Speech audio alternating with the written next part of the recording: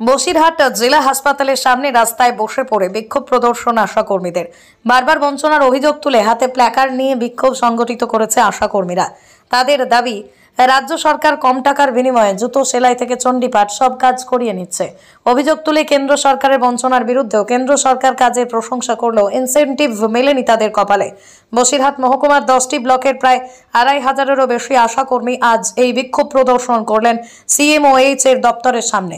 তাদের অভিযোগ, অতিমারির সময় আলাদা করেছে টাকা রাজ্য সরকার দেবে বলেছিল, যে টাকাও পাঠায়নি, দেয়নি রাজ্য সরকার। আজ পালস পোলিওর মতো যাবতীয় কাজ করলেও আমরা নির্দিষ্ট বেতন পাচ্ছি না, কর্মবিরতি পালন করছেন। তাই তারা, রাজ্য সরকার যদি টাকা না বাড়ায়, কেন্দ্র সরকারের কাছ থেকে যদি যথার্থ ইনসেন্টিভ না মেলে, তবে দিনের পর দিন লাগাতার কর্মবিরতি পালন করবে বলে হুঁশিয়ারি দেন আশাকর্মীরা।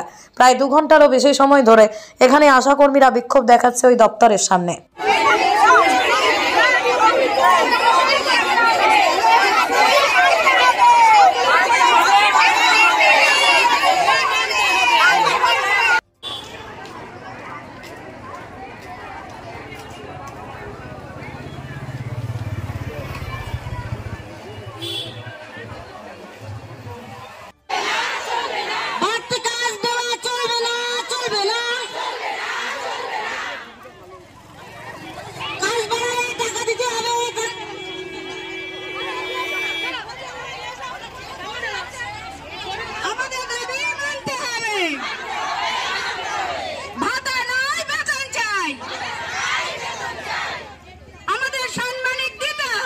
দেখাচ্ছি বেতন বৃদ্ধির জন্য সরকার, কেন্দ্র সরকার, আমরা কেন্দ্রের প্রকল্প, কেন্দ্র রাজ্য উভয়েই বাজেট পেশ করেছে, কিন্তু আমাদের জন্য কিছু রাখেনি। আমরা স্বাস্থ্য দপ্তরের একদম গ্রাস লেভেলে কাজ করি, কিন্তু স্বাস্থ্য দপ্তরের 75% কাজ আমাদের দ্বারাই উঠে আসে। কি কাজ?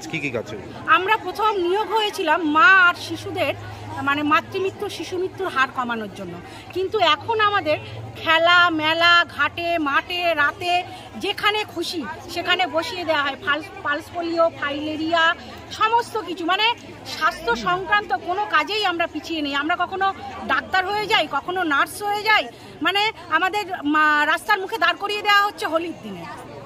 যখন মানুষ মদ্যপ অবস্থায় রাস্তায় ঘুরে বেড়াচ্ছে, রাস্তার মাঝখানে দাঁড়িয়ে আছে দুটো আশা। না আমাদের কোনো মেডিসিনের ট্রেনিং হয়েছে, না কিছু হয়েছে। কিসের জন্য দাঁড় করিয়ে দেয়? মানুষের পরিষেবা দেওয়ার জন্য। কি পরিষেবা? স্বাস্থ্য পরিষেবা। কে কখন কেটে যাচ্ছে, কার ওষুধ লাগবে, কার পেটে ব্যথা হবে, কার মাথায় ব্যথা হবে, অথচ আমাদের কিন্তু মেডিকেল মানে যে মেডিসিনের যে ট্রেনিং সেটা কিন্তু আমাদের হয়নি। এখন কি চাইছেন?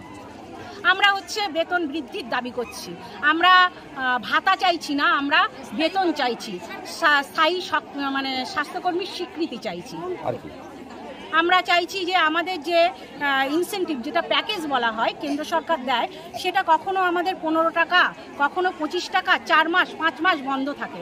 বন্ধ থেকে সামান্য রাজ্য সরকার দেন 4500 টাকা, কেন্দ্র সরকার প্যাকেজের ভিত্তিতে টাকা দেন। একটা মা গর্ভবতী হয়ে তার একদম 9 মাস 7 দিন পর্যন্ত সঠিক সময়ে বাচ্চা হলে আমরা চেক আপের জন্য সেই মায়ের 200 টাকা পাই। 12 সপ্তাহে নাম নথিভুক্তিকরণের জন্য 300 টাকা পাই। একটা বাচ্চাকে 1 বছর ধরে পরিষেবা দিলে 100 টাকা পাই। আপনারা কি কর্মবিরতি জারি রাখবেন এইভাবেই আমরা কর্মবিরতি অনির্দিষ্টকালের জন্য জারি রাখবো, সরকার যদি আমাদের কথা না ভাবে। তাহলে পালস পোলিওর কি হবে? পালস পোলিও আমরা বয়কট করেছি।